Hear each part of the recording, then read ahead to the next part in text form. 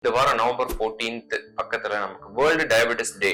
World ஃபுல்லா diabetes mellitus நீரிழிவு நோய் அப்படிங்கிற ஒரு டிசார்டர், ரொம்ப காமன் டிசார்டர், 10ல் ஒரு மனிதனுக்கு உலகம் ஃபுல்லா இருக்குது.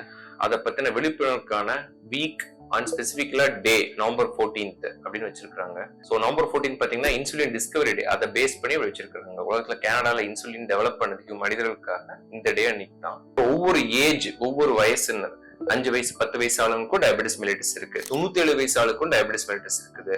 அதுவும் கோமார்பிடிஸோட இருப்பாங்க. 90 வயசுல, 82 வயசுல, 61 வயசுல, சில சமயம் 42 வயசுல டயபெட்டிஸ் மெலிட்டஸ் இருக்கும்.